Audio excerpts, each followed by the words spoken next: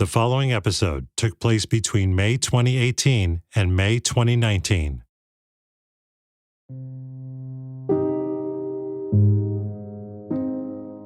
The cover of the journal reads, "Dream Big," in large type. It was found in Chris Spots' truck and written in the last months of his life. From an undated entry on page 3. He writes, "I have an amazing fiance who is sweet and tender and rough and stern. Kind of sounds like me, huh? If I sit and actually think about my life, I'm in awe at how lucky I am.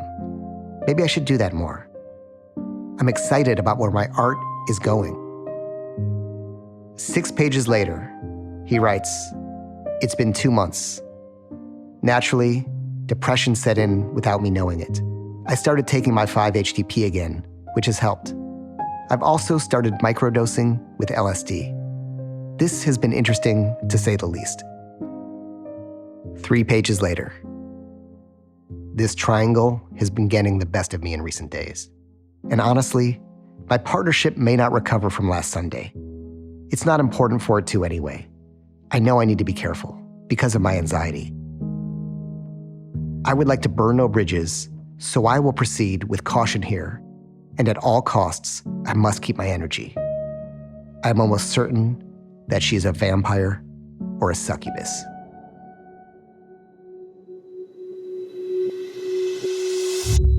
Chapter 30, Sam Merez.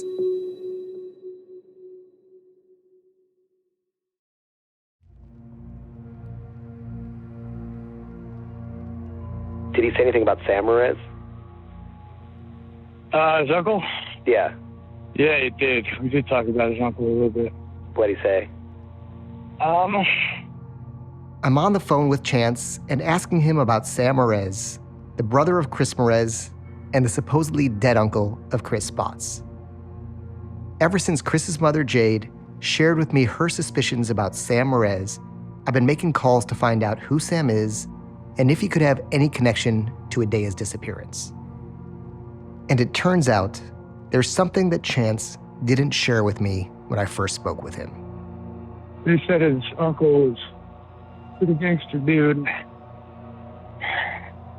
And I don't really know how much I want to say here, because I don't want to get anybody in trouble if they don't deserve it, but it was kind of his assumption that his uncle killed her and his dad buried her. He said he thought they kind of tagged team the thing. But Chris said, he said, my dad's he's big and he's strong and he's fucking stupid, but he's a pussy. He said, my dad ain't got the fucking balls to kill somebody. He said, if anybody did it, my uncle did it. My dad's just stupid enough to get rid of the body, and he's too stupid to do it right. Jade also mentioned, when I last called her, that Chris Spots had said something similar to her before he left Colorado on his final road trip with Chance. He mentioned that he thought Chris and Sam Merez knew where Adea was. So this raises the question of whether there was a third person involved, because Chris Spots made only one other call on that fateful night Adea was killed. And that was to a burner phone with a 424 Los Angeles area code.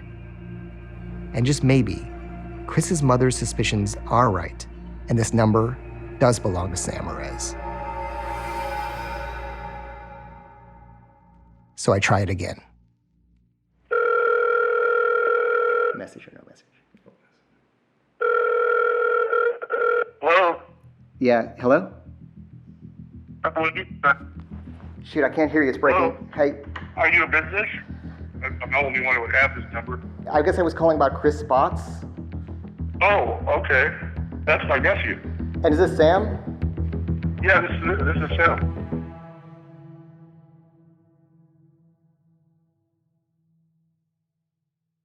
I was wondering if you had some time. I'm doing a podcast on Chris and everything that happened. And I know he talked to you a bunch. I wondered if you had time to talk about him. And Oh, that's all right. He's my nephew. I hadn't seen him in 3-4 years. Something happened that should have never happened. And it doesn't fit him at all. He's not that person. He don't fight. He don't like arguing. He don't like nothing. I wish he would still be here so I could talk to him and stuff like that. But there's nothing we can do about that now that it's gone. And I wish that same thing for the other family because it was so sad, it's just horrible. And when was the last time you actually did see him? The last time I did see him, Jesus. Physically, probably 3, 4, maybe 4 years ago.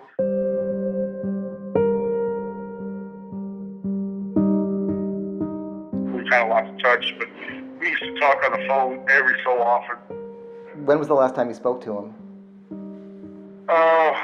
Well, when this was all going down, I spoke to him during the time, but I mean, the one time I did, when we did talk, I asked him, because during that time I was kind of confused about everything, and he wasn't making any sense, and I was trying to figure out what he was doing. I just asked him straight up, I said, did you have anything to do with that young lady's missing and anything? And he's like, no, Uncle, I promise you, I had nothing to do with that. I said, okay, man. He ain't never lied to me. So far, nothing Sam has said is a lie or a contradiction, and he seems relatively open and upfront. We talk for a while longer, and I debate whether or not now is the best time to tell him what I know. What do you think happened?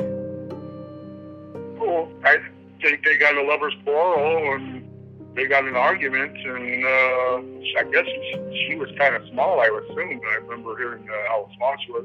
I guess the cause of death was something to the head, correct? Right. Yeah, so maybe he hit her in the head, tried to block her, or, I don't know. My wife was, close to him and tried to put everything together and how it happened. That's one thing I could think of. It had to be something protecting himself, maybe, or protecting each other, or maybe they just went too violent, something like that. Do you do also stories about other things, too, about police corruption and civil lawsuits and anything like that? I think any story that strikes me as compelling is worth telling. What are you thinking? I have a story of my own that happened in 2015 where I was assaulted, me and my wife, by the Los Angeles Police Department. He tells me more details about the case, then asks for my address. I could come down there if you'd want to send me an address or something, and I can meet you or talk to you about it and discuss whatever. Great. Then again, I can also share whatever I've kind of found so far about Chris and Adea, and then whatever you can remember from those kind of phone calls you had around that time would be super helpful. Yeah, definitely. I'll send you the information and everything else, and then we can discuss more of that and discuss more about Chris.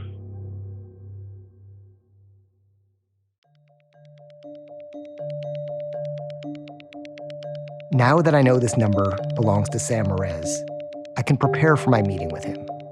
Then face to face, I can ask him specifically about his calls with Chris that night, as well as Chris's accusations.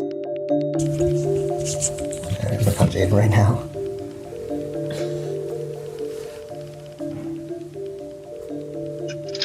Hey, Jaden. Hey, man. I just want to let you know that I just got off a 20-minute call with Sam Merez. What? How'd that happen? Well, Alex was over. I said, why don't we try that 424 number again? No way.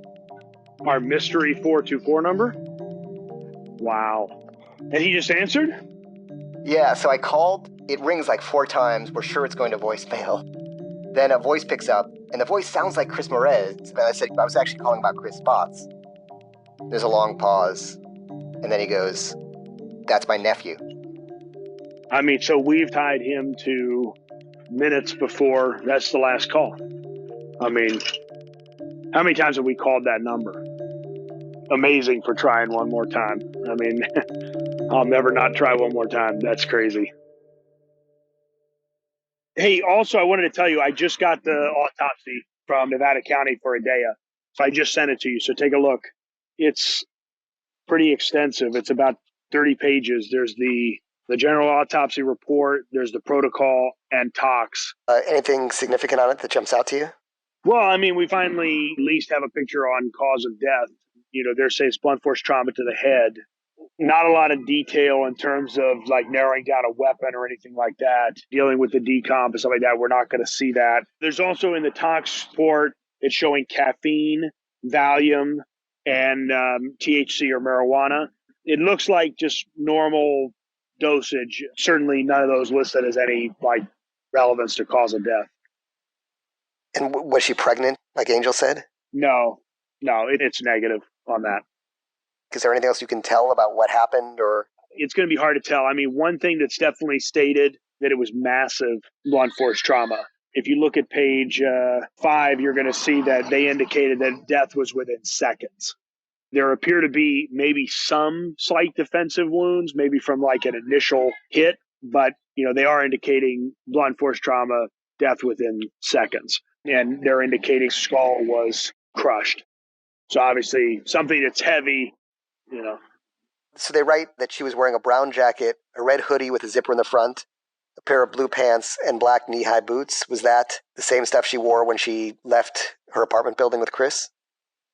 So I would say with some relative certainty, yes. The video was not great, but that's generally consistent with what she was wearing. I think I have one other question as I'm scanning through it. Okay, yeah, it says she was covered with a silver and brown plastic tarp, which was secured with a thin orange-colored rope. That just seems odd to me, as if she'd been transported in some way from somewhere else.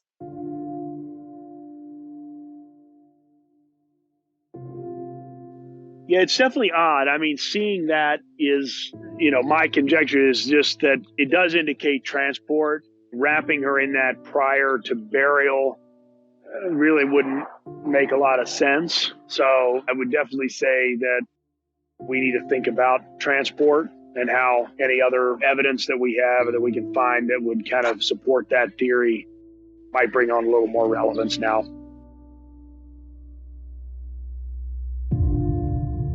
Through a tip that recently came in from someone close to the team that recovered Adea's body, I saw a photo I'd hoped never to see. And it's of Adea Shabani as she was found. I won't go into the details here, or my anger at someone who could do this to another human being. But I do want to share a few things that are significant to this investigation.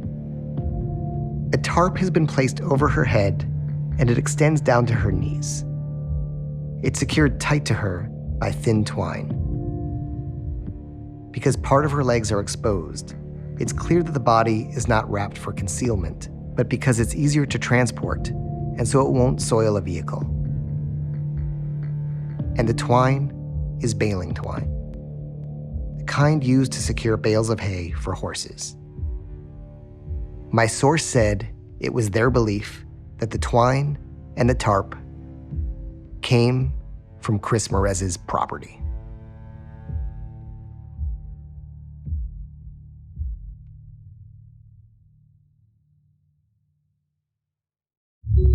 Chapter 31, Chris Merez. Should I try him again one more time right now? Yeah, sure. Okay, cool. Here we go.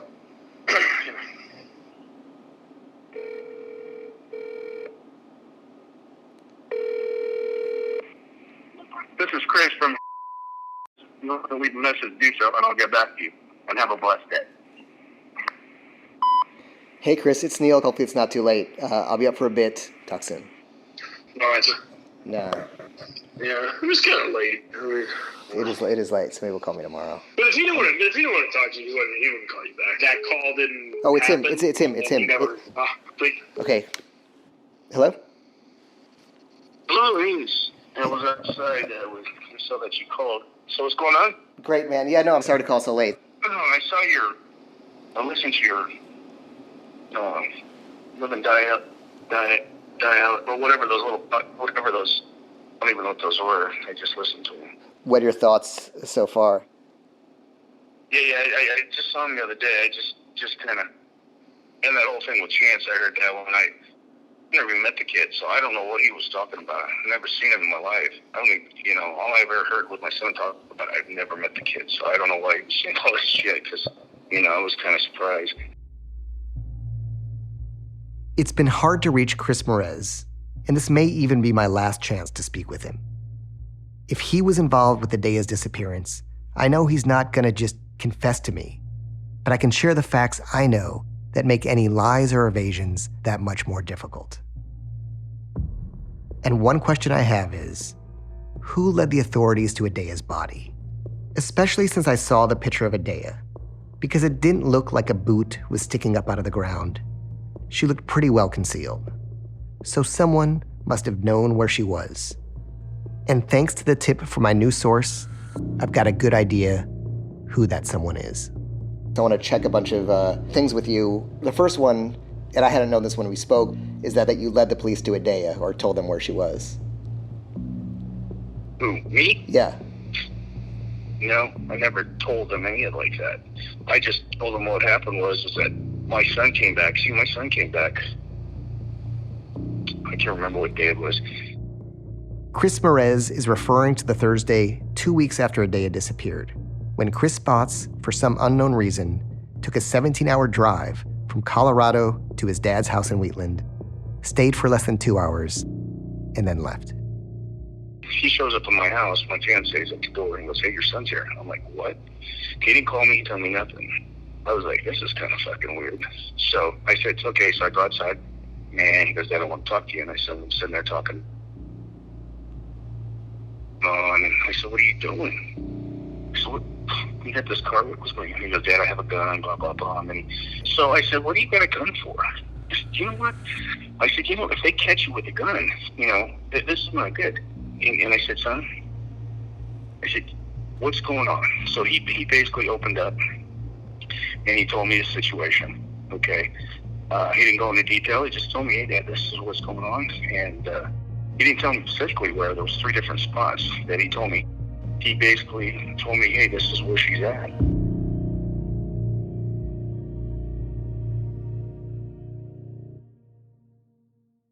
Why did he say 3 spots instead of "I put her here"? Why did he say 3 spots? This is the deal.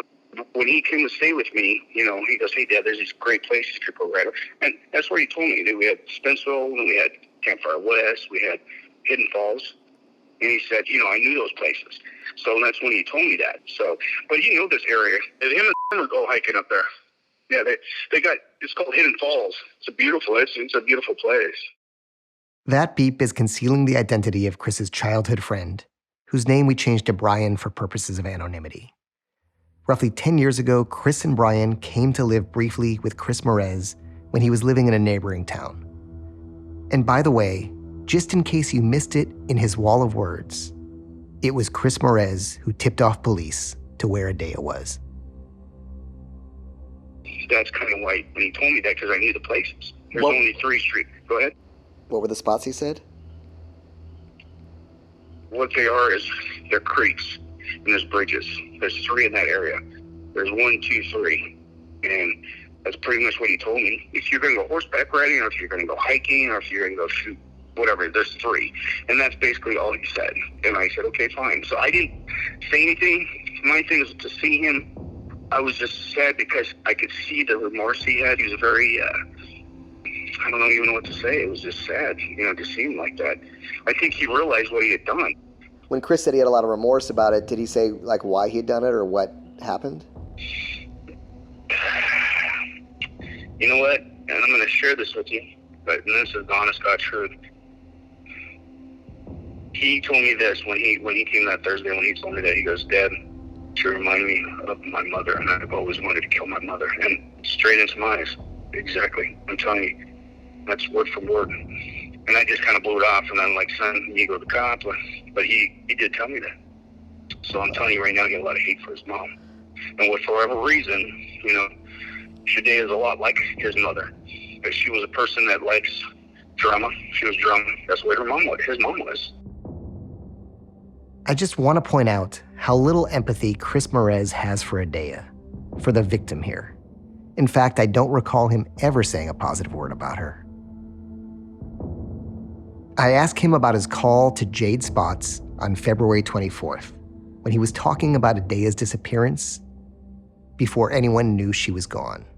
She had said that the morning after Adea disappeared, you had called her and said, "Hey, some stuff happened, the little girl, and, don't worry about it, I'm going to take care of it." No, never talked to her like that. The only time I talked to her is, and I don't know if she had told you, but I guess Chris went out there right before Christmas, and he got in a huge fight with his mom and it's something out of character. Well, I called her and I asked her, what's going on with Christopher? And then she told me what happened, and that was the only time I talked to her. So just to clarify, so you didn't call Jade that morning after Adea disappeared? No. The only person I talked that morning was Mary. Mary called me up because he came back to my house, picked up the shoes. And the only reason she called me up was because she tracked her credit card to that hotel. And that was the first time I ever talked to her. Keep in mind that Chris Spots' mother, Jade, already sent me her phone bill to prove that she spoke with Chris Merez. And they did indeed talk for 11 minutes on the afternoon in question, Saturday, February 24th at 12:20 p.m. So what Chris Merez is telling me is clearly not true. There are a couple odd things I wanted to ask you about, and one was Adea was wrapped in a tarp and in twine that matched twine that was on your property. Maybe twine used to tie the bales of hay or something. Well, yeah, and that's the thing. Is I have, horses. I buy and sell horses. But the detectives, they came through my whole house. I said, I don't know anything about anything. And, when I told them, could have been, I said, I collect them, because I send them back and they reuse them or whatever. If you looked at it, it's 1,000 of them back there. I had no clue. But how do you have gotten the twine from your property that Adea was wrapped in? Well, because he came over to my house. Chris Merez has just basically admitted that Chris Spots got the twine that Adea was wrapped in from his property. Now listen to the answer to this question. Was he ever out of your sight when he was out of your property that day? No. When he came in, and then when he got in an argument, he took off. And then they came back that morning. And how long was he there for that? How long was he there for that night? Oh, probably 3 or 4 hours. Yeah, probably about 3 or 4 hours until we got in a fight, and then he took off. And then he came back that morning, and he was only here that morning for maybe 10 minutes, not even 10 minutes. He just came, got his shoes, gave me a hug, and he was gone. If Chris was in your sight the whole time, how would he have gotten the twine from your property that Adea was kind of tied up in that tarp? Like when I told the detectives, I have no clue. My thing is, I have 18 acres out here, and, the weirdest thing was they found a hole on my property, and they had the detectives and, looking at this hole, but there was a squirrel that dug it up, but they thought, well, shit. And I'm thinking, oh my God, did my son do this? And it's right in the front of my property, so I'm thinking, no, there's no way. And I knew it wasn't, but they had to do their job. And it was, it was actually, squirrel. They dig, the hole.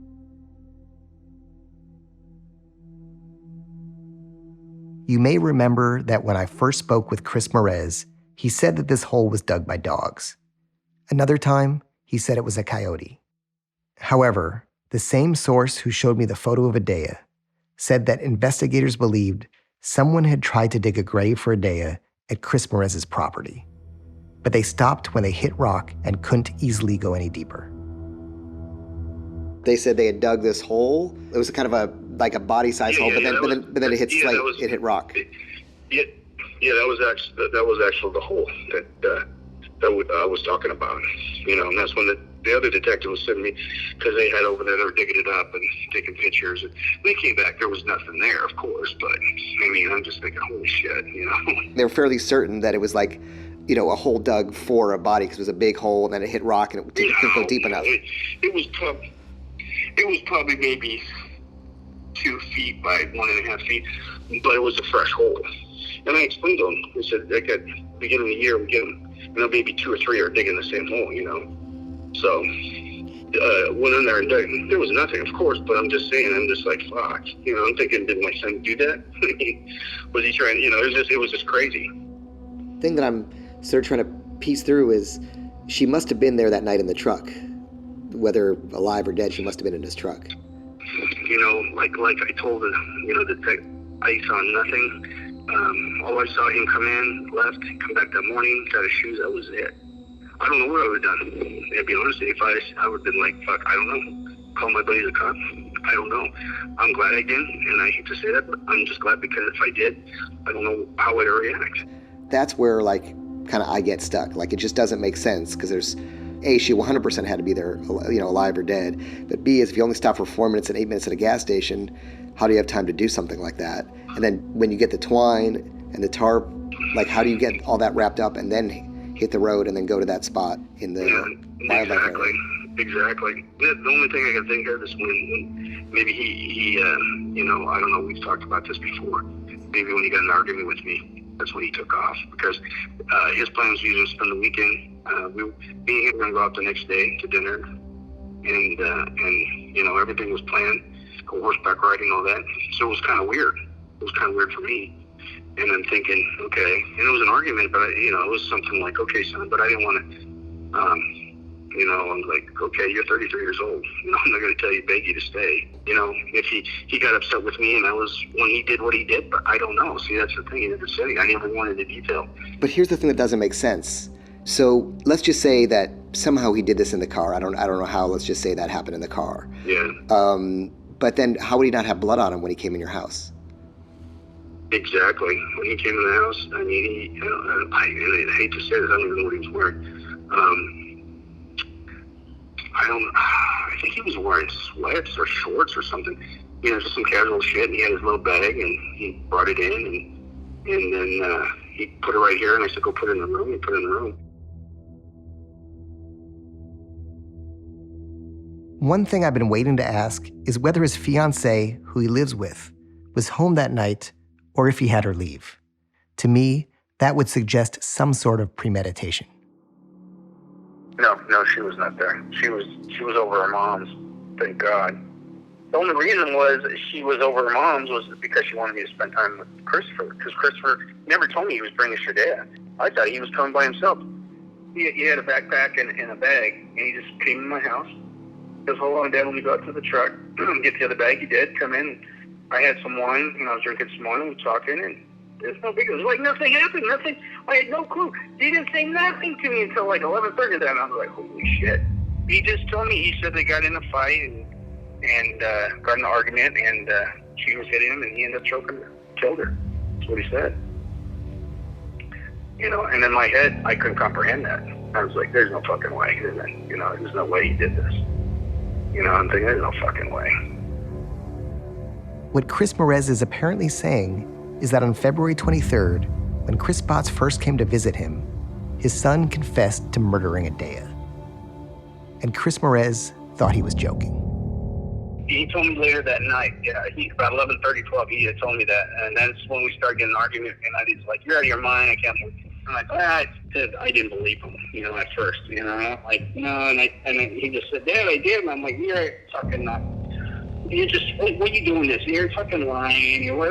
There's no way in hell you would do this. And I said, it's the movie you're going to be playing. Because he had told me he was going to do a bad cop scene in Netflix. So I'm thinking, this is not real. This is not, you're full of shit. And he's like, no, Dad. And then he threw that, you weren't there for me when I was a kid. And I said, okay, son, I'm here for you. So what's going on? While Chris Merez is admitting to more than he has in the past, there's still clearly a lot that he's hiding. But whatever the case may be, one thing is now certain, that on February 23rd, the night Adea Shabani went missing, he knew what happened. And if he thought it was a joke, then a few days later when the news broke that she was missing, he knew by then it was real. This whole time afterward, when he was pretending to be helpful with me, with Jaden, with the police, with Adea's suffering family, he knew exactly what happened and where she was, and he said nothing. Not until his son was dead, and I'm guessing it was safe for him to come forward because there was no one around to contradict him. I was just happy that they found her closure for the mom, the family. That was the most important thing.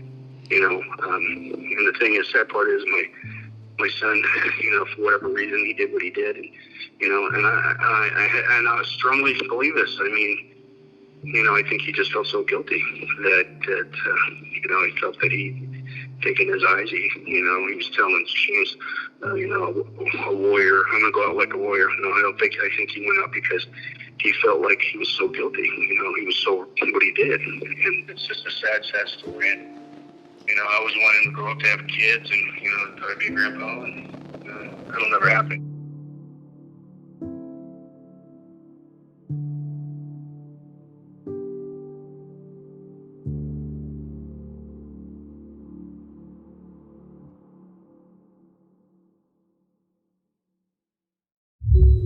Chapter 32, Chris Spots.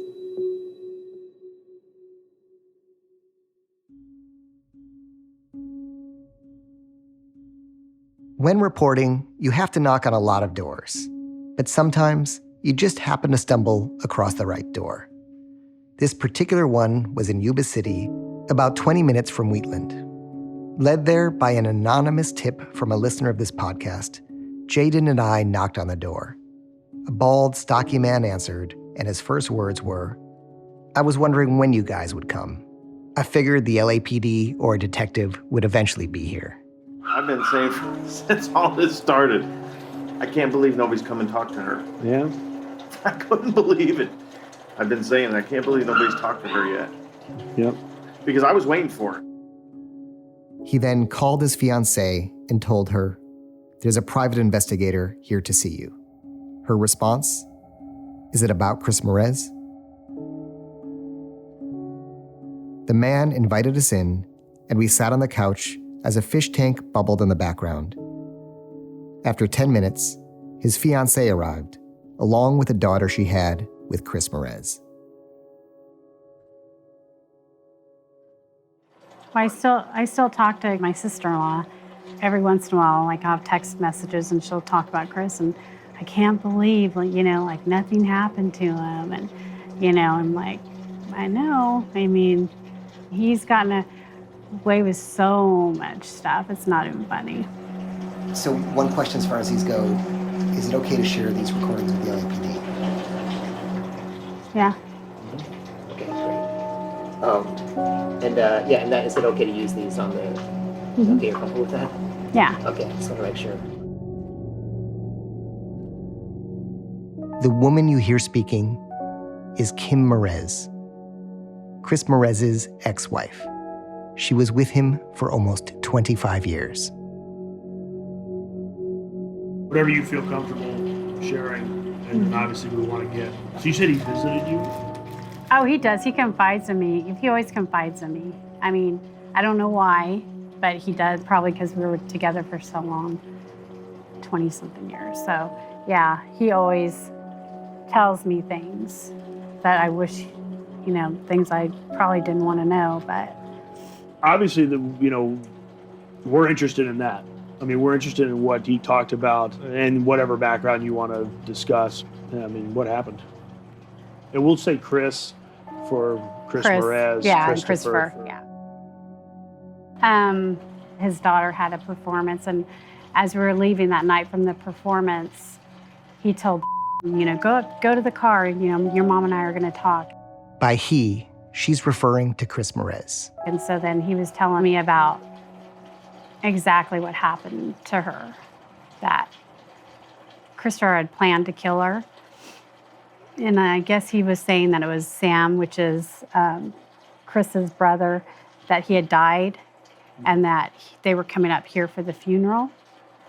And I guess they were traveling up here to go to the funeral or whatever to stay with Chris. Chris said that I guess Christopher and his girlfriend would sometimes go and sit on the bed of the truck and look at the stars and stuff. So when they were driving up here, Chris goes, I don't know where it happened, but supposedly they were at the bed of the truck and looking at the stars, and he had pulled, I believe it was a shovel, and hit her in the back of the head. So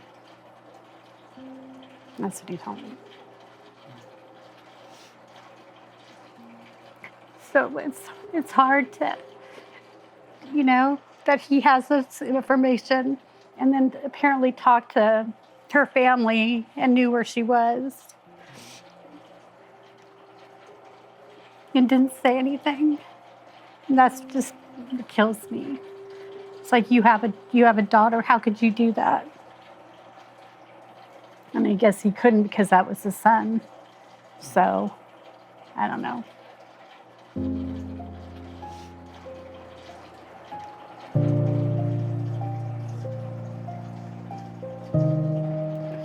What did he say happened after that?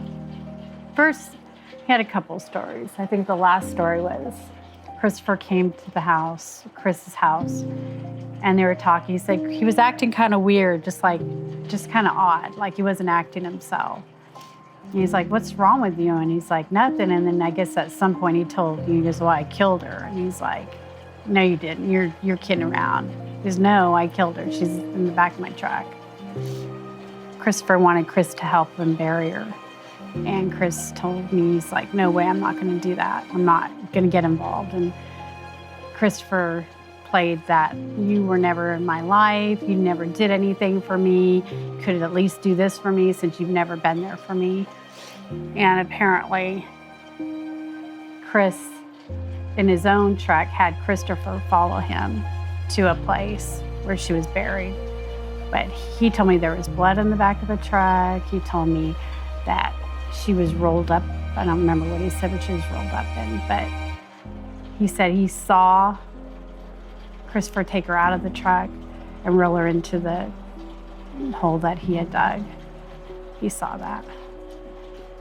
I know he was the only one with Christopher there because his girlfriend had gone. His girlfriend wasn't there that night.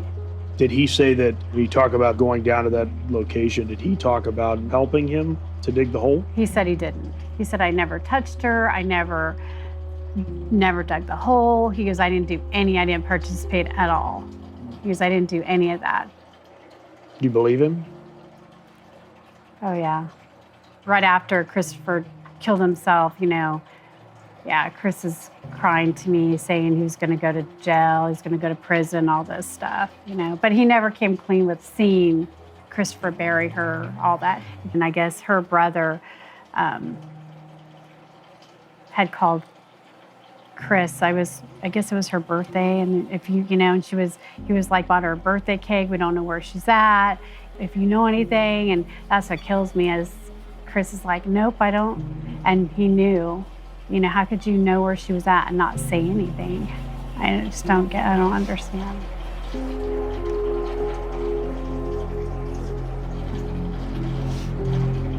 I mean, to me, it's like, why would you go in separate cars, you went in separate trucks, and Christopher followed you all the way to a place where you chose to bury her, and then you just stood there. It's kind of hard for me to believe that he would have just not have done anything.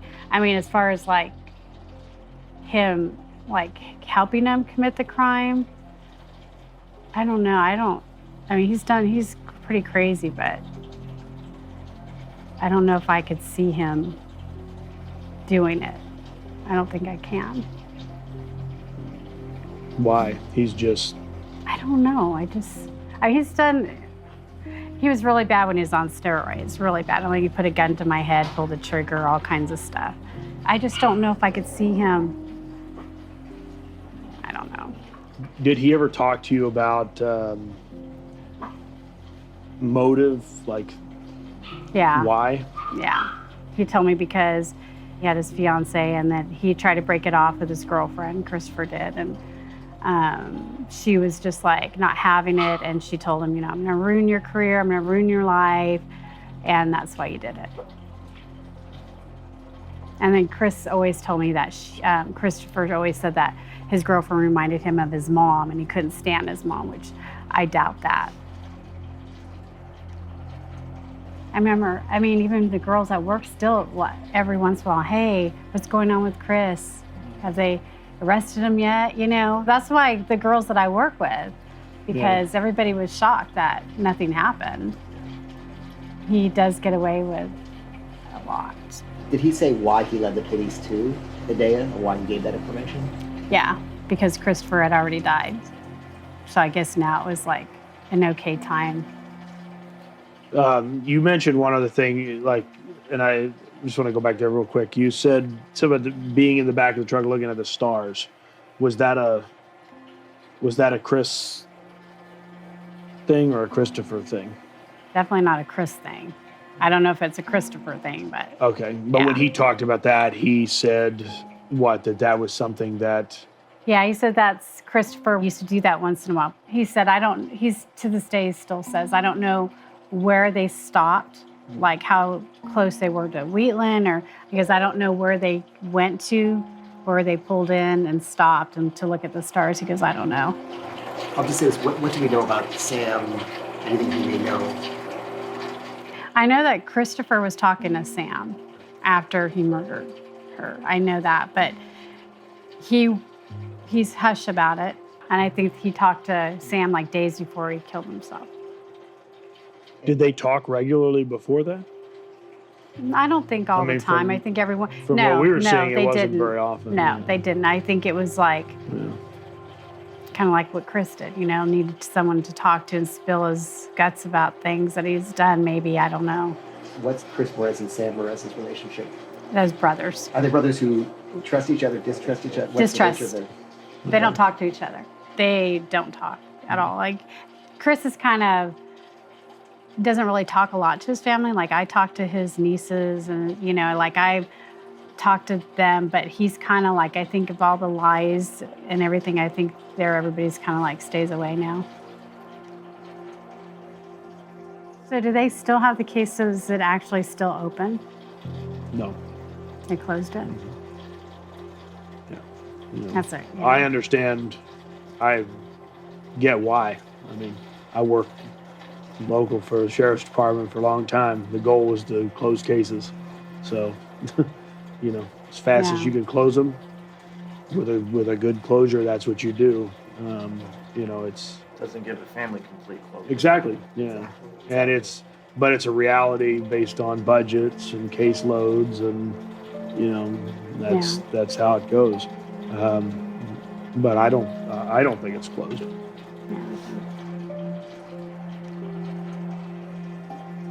I mean, I don't think so.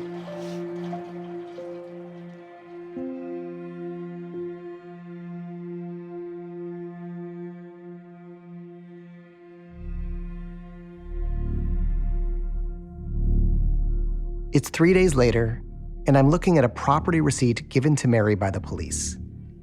It contains the items they took from Chris Spots' truck. It includes one baton, which was the metal baton that Chris Spots had bought for his role as a police officer in the web series The Shokes.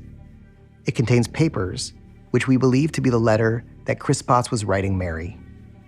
There's a hat, 2 pairs of boots, at least 100 rounds of live ammunition, a gun magazine, a key, and a receipt from Anawalt Lumber dated February 23rd, 2018. And the frustrating thing is, after months of back and forth, my Anawalt Lumber contact never came through with a cash receipt. Fortunately, Jaden comes through and sends me there to pick it up. Yeah, man. Okay, so I just went to Anawalt Lumber. I went in the back office. The guy handed me the receipt, and you're not gonna believe this. Did you look at the actual items? Yeah, I looked at the SKU numbers, and I went and picked up each one. I got them spread out right in front of me right now. Oh, you bought the items? I bought the items. Amazing, okay. So I'm looking at them right now. He gets a pair of suede gloves, a flashlight, Okay. a big moisture-absorbing towel, and a shovel.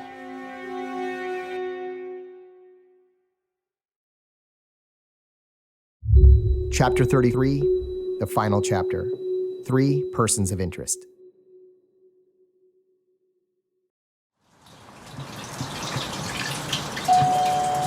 That's scary. Hey, Alex, take it. We can sit here. We've got all this information. We've done all these interviews. It's been 14 months. Yeah. And Almost. And really in this last week, just a flood of information came in. I'm in Jaden's office, and we're preparing our final report for Adea's mother, Nora, as well as for Chris's fiancée, Mary, and his mother, Jade. It's the first time that we've sat together formally and just attempted to put together all the information we've collected. Our investigation has led us to 3 persons of interest. Person of interest 1, Sam Merez. When were the calls to Sam? 10:26, 10:47. And then I think a text at 11. 11:27. They're all 1-minute calls. They easily could have just... Not connected. Hey, call me back, ASAP. There are two pieces of information that led us to Sam Merez. The first is the phone calls that Chris Potts was desperately making to Sam's 424 number on the night of Adea's murder. Though I still have plans to meet with Sam in person, after getting to know him better, it felt like the time was now right to ask him about that night. Why do you think he was desperately trying to reach you that night? Because you're the only one he was calling. I wouldn't even know. Like I said, I hadn't talked to him only once before that, and that was in 2015 when he was living in LA.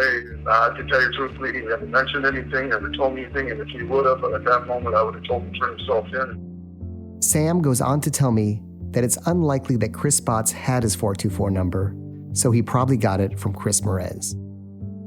And since Sam says he didn't answer any of the calls, his best guess is that Chris Potts was calling for advice, for help, or most likely, for somewhere to stay in the area since he probably did have some sort of argument with his father that night.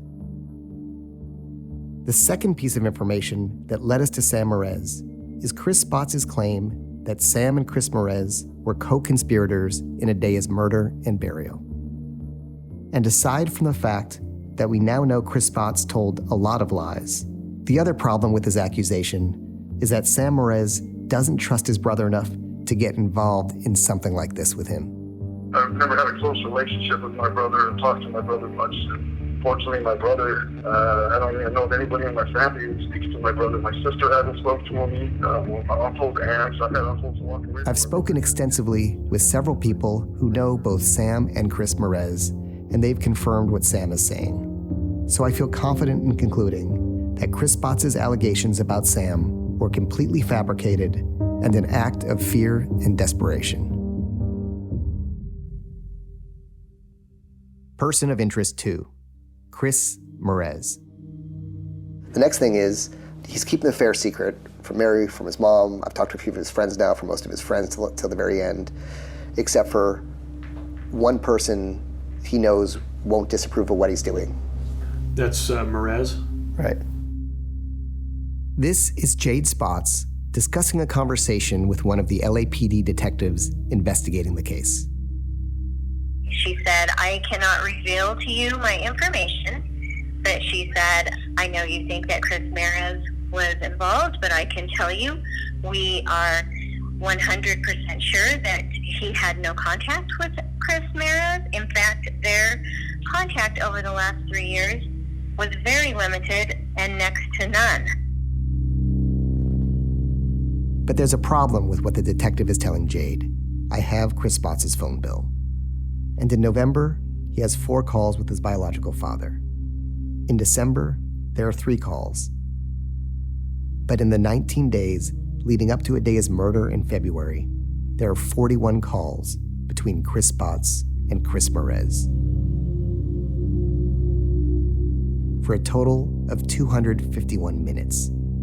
And in the last 3 days before Adea disappears, there are 14 calls back and forth between them.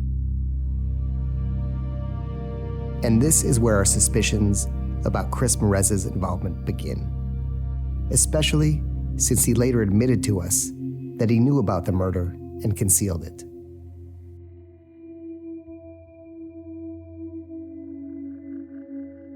So let's discuss his statements to his ex-wife, Kim.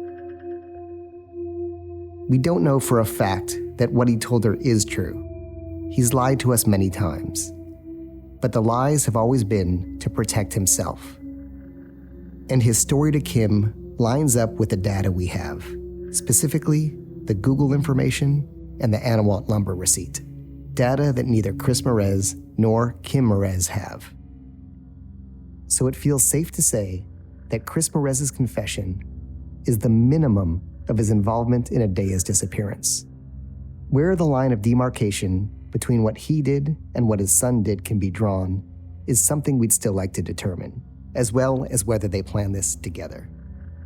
But one thing we do feel certain about is that Chris Merez led his son to the Spenceville Wildlife Area campground where Adea was buried. For one thing, Chris Merez told us that his son knew the Spenceville Wildlife Area because he'd gone hiking there with Brian. But here's what Brian had to say about that when I asked him afterward. And just to make sure, I had him look it up on Google Maps. We've disguised his voice here. Spenceville Wildlife Area. Yeah, no, man. Never once been hiking there, so. And you've never heard of a place called Hidden Falls or anything? However, when I spoke with Chris Merez's fiancée, she said that she and Chris Merez had gone horseback riding in that very spot several times. After our meeting with Kim, she called back with one other fact that she forgot to mention.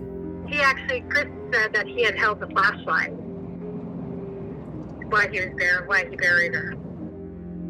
Whether Chris Merez helped more than this, we may never know. But we do know that he was there that night assisting his son and giving his son money the next day for the ride home. California law defines accessory after the fact as harboring, concealing, or aiding a person whom you know has committed a felony in order to protect him or her from arrest, trial, conviction, and/or sentencing.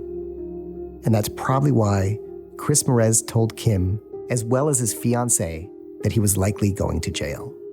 So I remember Chris and I sat down and he goes, I don't know what's going to happen, but I just want to let you know that if something happens, he goes, it won't. But because the cops always kept giving him 50-50, right? You never know. And he just said, whatever happens, you'll be taken care of.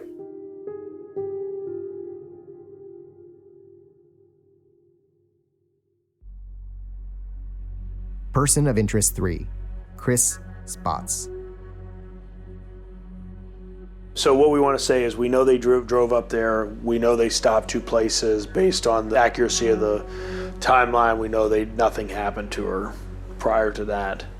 So when we went up there, and I've looked at it again and thought about it, that road really it's a good spot. To what likelihood is it that it happened to that driveway versus when they're at Chris Merez's house for you? I don't know. 80-20 driveway. Because so far, Kim's information has either kind of been corroborated with something else or been corroborated with some kind of evidence. Her stories just sort of fit into the narrative. The fact that there was both the blunt force trauma and lacerations, just on a 30,000 foot view would say, well, that makes sense with a shovel because you're actually dealing with a blunt object and a sort of a bladed object. I showed Adea's autopsy report to an independent forensic pathologist, Dr. Judy Melanik, who stated that nothing in it was inconsistent with Kim's story. So you've got at least 8 different impacts to the head, possibly more, with crushing injury to the underlying bone. So that would be consistent with a heavy, hard implement like a shovel. Your thoughts on the drive back? Because I don't think we ever said it explicitly now that we know all this other information. I feel like he's definitely discarding her stuff. The Google timeline tracks him to dumpsters and stuff in parking lots, right? So he's definitely getting rid of her stuff, piece by piece. The only thing left is this last chase, the pursuit with the police.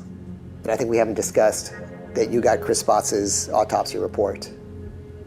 I share that autopsy report with a forensic investigator. I have his notes. The report we commissioned from an independent forensic investigator stated, Mr. Spots discharged a single 9mm shot. This shot occurred prior to the 3 less lethal shots fired by CHP officers from outside the vehicle into the driver's door window. Assuming no other individual was in the vehicle cab at the time of the 9mm discharge, Mr. Spots did commit suicide using a 9mm pistol. I would so testify the aforementioned findings and opinions under penalty of perjury. My problem with his activities after the fact has always been, how did he think that it was a better idea to not cooperate with the police, get a lawyer, start staying in hotels. How did he think that was a better idea than just... If Chris Spots came home, went about his normal life, what would happen, given all the evidence we have? I think as long as Chris Merez kept his mouth shut, probably a bunch of nothing. He would have probably he would have had to hold up under some scrutiny, but it would have been Chris Merez, and it would have been if that body resurfaced. He could have come up with a way better plan. That was a really terrible plan.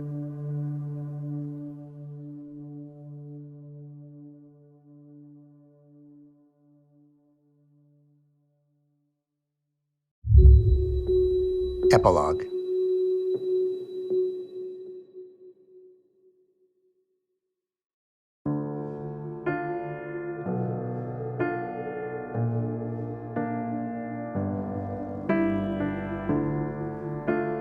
Based on a 14-month investigation, including extensive interviews with all the surviving individuals known to be involved in the case, it's our determination that Chris Spots planned and carried out the murder of Adea Shabani, with at the very least help after the fact from his father, Chris Merez. Jaden reaches out to Adea's mother, Nora, to share her findings and the new information about what happened to her daughter. And I share our conclusions with Mary, Jade Spots, and Jack Spots. So yesterday morning, before you told me any of this, before I knew any of this, I was literally getting ready for church, and this overwhelming feeling and thought was just came through across my head and heart. It was just it's time to let him go. It's time to let him be at peace. As for Nora, she's now looking into ways to keep Adea's memory alive. I would like to do something now. I'm entertaining that idea. I think because she loved so much music, now the research shows that music can help a lot in children who are cognitively affected by some kind of trauma. And now evidence is emerging that music can heal these children. I also speak with Chris Merez and share our theory of what happened with him. He doesn't deny it. In fact, he often appears to agree and say, exactly. Yet still, he returns to the same stories he's told earlier, as if he hasn't heard what I've just said. Where would I go to drop off a package for Detective Bill Hayes? Okay, you have a contact number? Right now, I'm dropping off this episode and all the original source material for it, including the Google data and the Kim Merez interview at the LAPD. Hopefully, this is not the end. I'm next in line, and my supply is running out. It's time to leave the clouds are hanging low. The truth begins to show.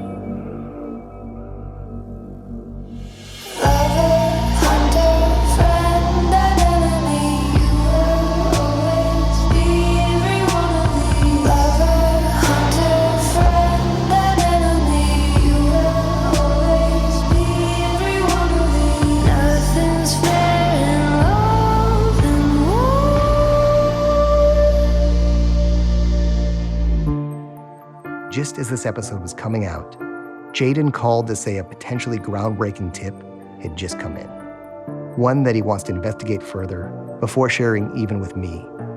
If needed, we will continue this in a bonus episode.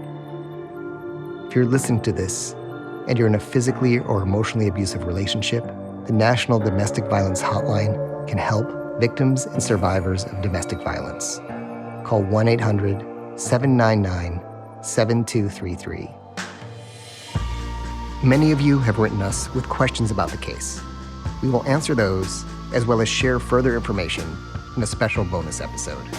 If you have any other questions, theories, or tips about this case, please write us at livedila@tenderfoot.tv or call our voicemail line at 213-204-0009. 2073, or even email us a recording of your thoughts. Make sure to let us know if it's okay to use your voice on the podcast. Though you've heard my voice in all these episodes, producers Donald Albright and Alex Vespestead worked just as many hours over the last year on this and deserve special acknowledgement. To Live and Die in LA has been a production of Tenderfoot TV and myself in conjunction with Cadence 13. The executive producers of this podcast are myself, Donald Albright, and Payne Lindsay, along with producers Alex Vespestead and Mike Root. The music and score is by Makeup and Vanity Set. The theme song, which you finally got to hear more of, is Love and War by Flurry. Our show art and design are by Trevor Eiler. The editing is by Alex Vespestead, with additional mixing by Resonate Recordings. Special thanks to Oren Siegel, Brian Fishback, Charlene Lee, Julian Chan, Ingrid De La O, Carla Velarde, Rich Berner, Kevin Richter, Chris Corcoran, Oren Rosenbaum at UTA, the Nord Group, Eric at Shangri-La, Concord Music, Cobalt Music, Beck Media and Marketing, Station 16, and the teams at Tenderfoot TV and Cadence 13. One final note. We're planning a live event in LA very soon. We've learned so much from Adea's case that we've been able to help another family. This family's son went missing late last year, and they haven't had the support they need, both from the authorities and from the media. Information about the date, time, and tickets, which will help support the family's GoFundMe, will be posted to my social media accounts at Neil Strauss as soon as possible. Thank you for listening, for commenting, for calling in tips, for making all this possible, and for remembering Adea as she was. And Adea, there are no words. You didn't deserve this, and no one does. We'll be making a significant donation to the Children's Music Fund in your name.